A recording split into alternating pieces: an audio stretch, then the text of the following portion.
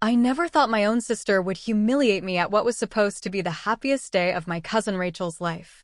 But there I was, standing in the corner of the elegant ballroom, wearing a simple black dress from the dollar store, watching my sister Emma parade around in her $3,000 designer gown, making sure everyone knew exactly where I'd bought my outfit. "Oh my God, look at Sarah's dress," Emma's voice carried across the reception hall, loud enough for half the wedding party to hear. I swear she got that from the dollar store clearance rack. How embarrassing for the family.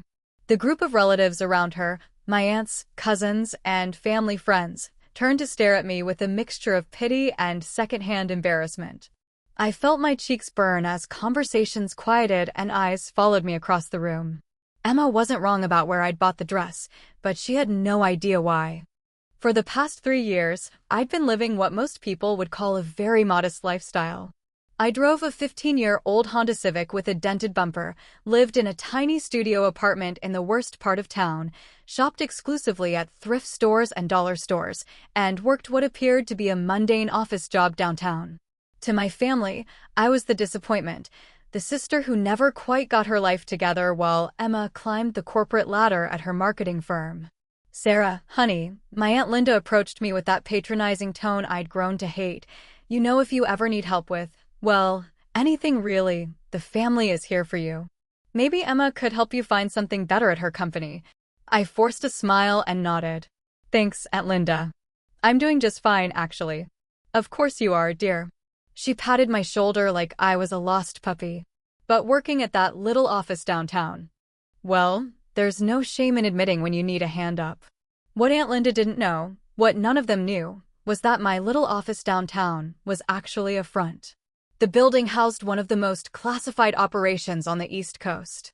For the past 5 years, I'd been working as a Senior Intelligence Analyst for the Central Intelligence Agency, specializing in international terrorism and national security threats.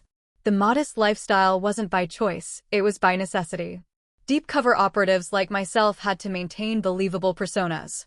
My real salary was substantial, but it went into government-controlled accounts that I couldn't access for personal purchases without compromising my cover identity.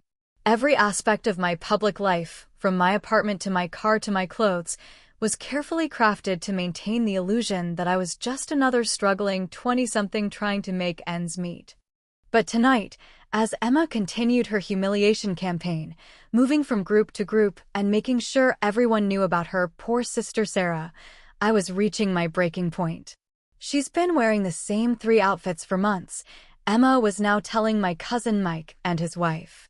"It's honestly painful to watch. Mom keeps offering to buy her clothes, but she's too proud to accept help."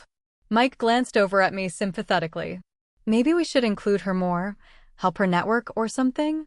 "Trust me, I've tried," Emma laughed, adjusting her diamond bracelet, a gift from her investment banker boyfriend. "But you can't help someone who won't help themselves. I mean, look at that dress. I'm pretty sure I saw the same one at Dollar Tree last week for $5. She was right again. It had been exactly $5. What pushed me over the edge wasn't just the mockery, it was the way she was turning my entire family against me, making them think I was some kind of charity case who needed their pity. Emma had always been competitive with me growing up, but this was different. This was cruel.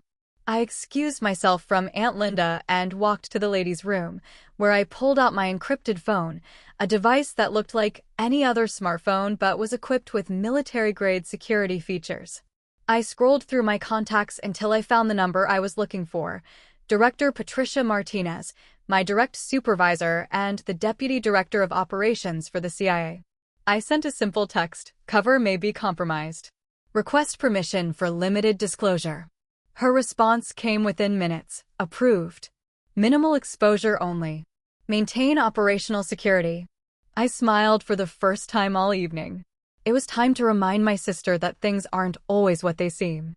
When I returned to the reception, Emma had found a new audience: the bride's family.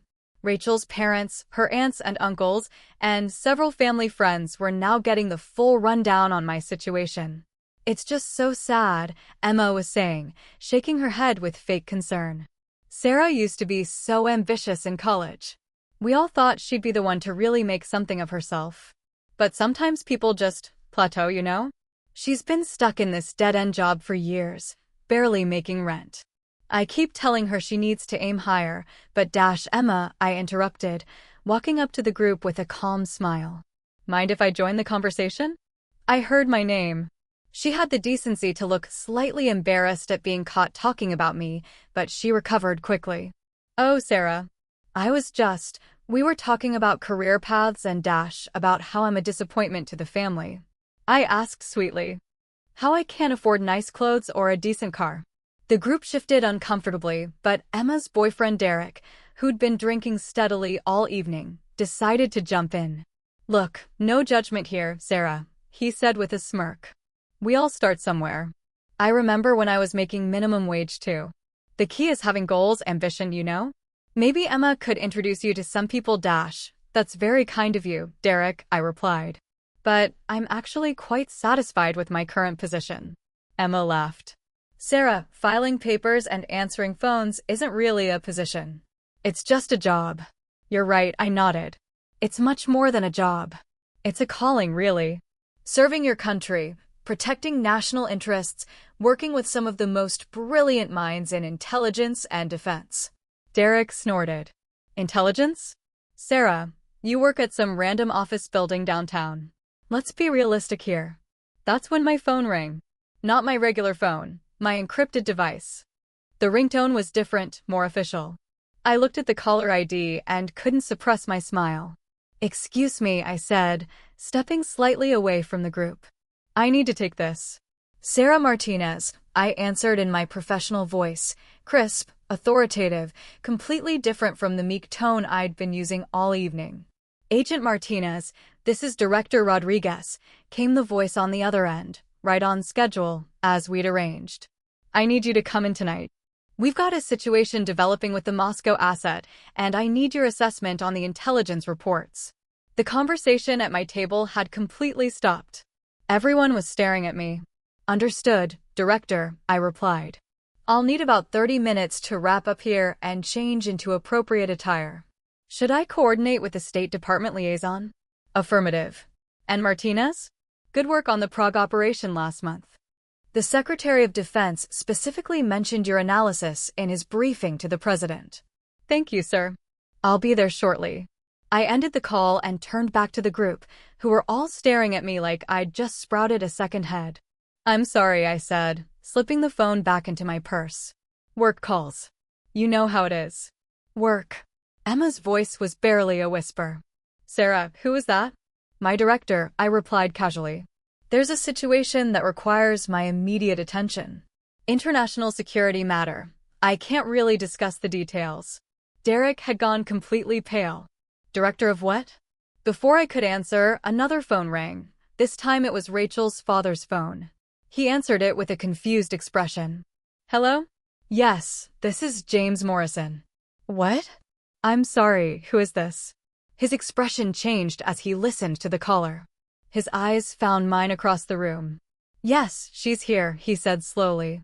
May I ask what this is regarding? He listened for another moment, then walked over to me with the phone extended. Sarah, he said, his voice filled with awe, there's someone on the phone asking for Agent Martinez. They say they're from the CIA. The entire reception seemed to go quiet. Even the band stopped playing. That would be for me, I said, taking the phone. This is Agent Martinez. Martinez, this is Director Patricia Martinez, no relation, came the familiar voice of my actual supervisor. I know you're at a family function, but we've got a developing situation in Eastern Europe. The president has been briefed, and he's specifically requesting your analysis on the intelligence package. Understood, Director Martinez, I replied. I'll be there within the hour. And Martinez?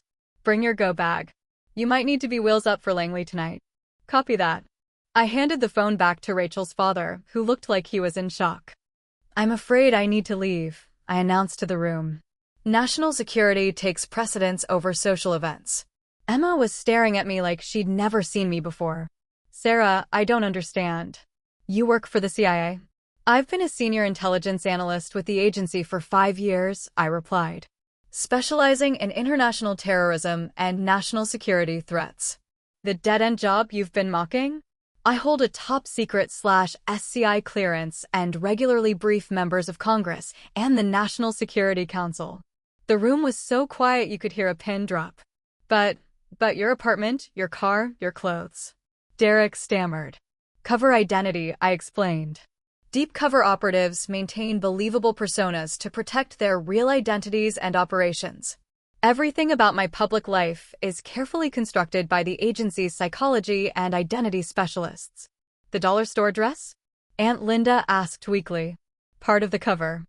Every purchase, every decision, every aspect of my visible lifestyle has to be consistent with the identity of someone struggling financially. It's not because I can't afford better. It's because I can't be seen affording better.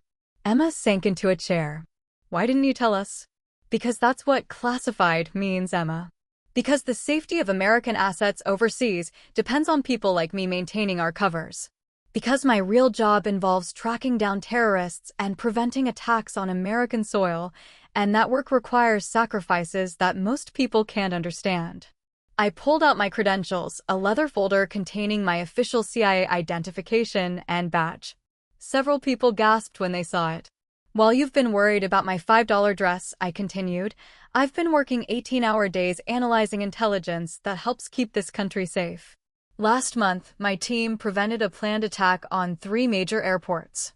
2 months ago, my analysis led to the capture of a terrorist cell in Germany. 6 months ago, I spent 3 weeks in Prague working with international allies to disrupt a human trafficking network. The wedding reception had completely stopped.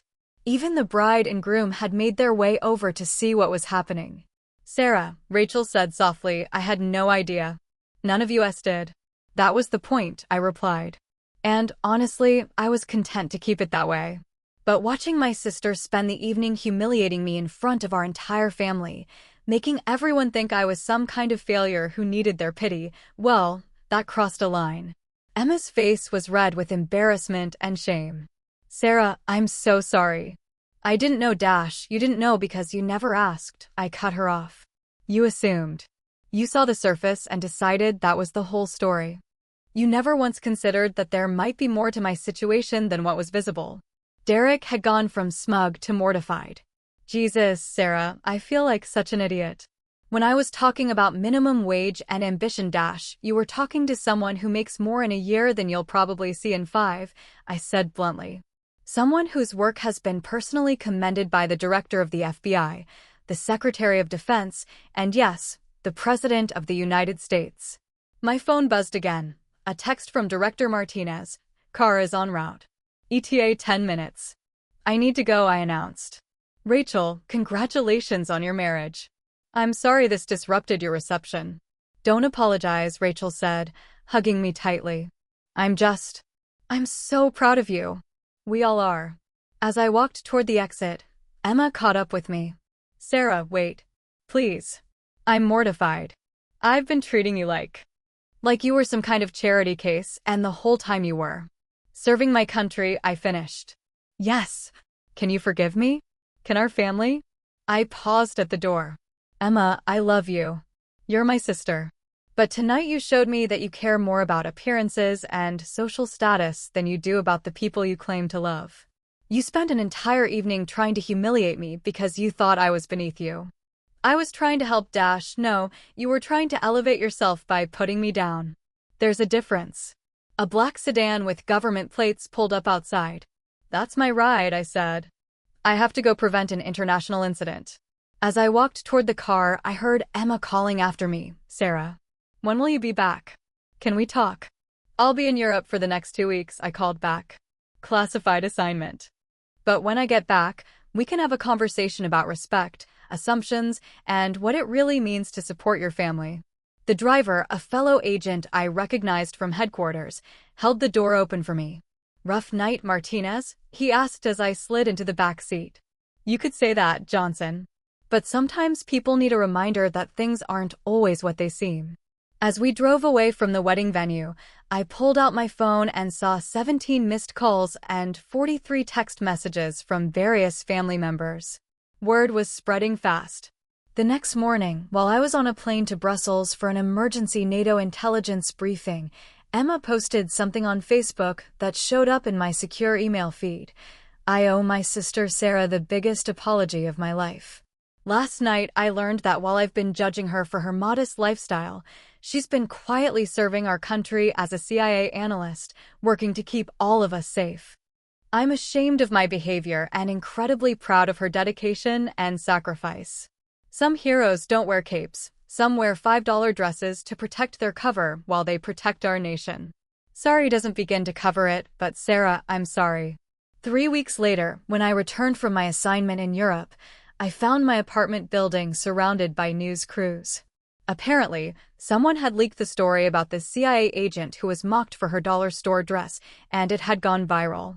The irony was that my carefully maintained cover was now completely blown, but Director Martinez assured me that I'd be transitioned to a new role that didn't require deep cover. Emma was waiting outside my building when I got home, holding a bag from my favorite restaurant and a bottle of wine that probably cost more than my entire wardrobe. I've been coming here every day for 3 weeks, she said when she saw me. I needed to apologize properly, and I needed to understand what your life has really been like. Over dinner in my tiny studio apartment, I explained the reality of deep cover work, the isolation, the constant vigilance, the sacrifice of normal relationships and experiences for the greater good of national security. I can't imagine living like this, Emma said, looking around at my deliberately sparse furnishings. Pretending to be someone you're not, all the time. It's not pretending, I corrected her. It's serving. And yes, it requires sacrifices. But every terrorist attack we prevent, every American life we save, every international crisis we help resolve, it makes it worthwhile.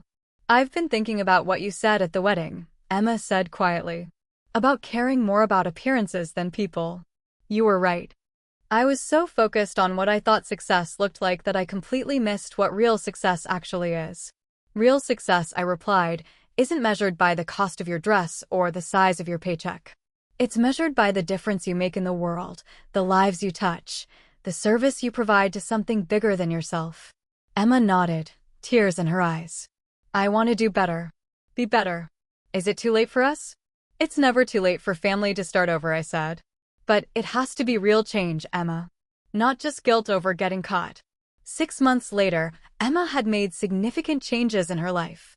She'd left her high-paying but soul-crushing marketing job to work for a nonprofit that provides support services for military families. She donated most of her designer wardrobe and started volunteering at a homeless shelter. Most importantly, she learned to look beyond appearances and assumptions when meeting new people. At our cousin Mark's wedding, ironically, the next family gathering, Emma introduced me to people simply as my sister Sarah, who works in government service. No elaboration, no attempts to impress anyone with my job title or security clearance. Just genuine pride in who I was as a person. And I wore another $5 dress from the dollar store, not because I had to anymore, but because I wanted to remind myself and everyone else that a person's worth has nothing to do with their outfit and everything to do with their character and contributions. The whole experience taught me something valuable. Sometimes the people who need to learn the most important lessons are the ones closest to us.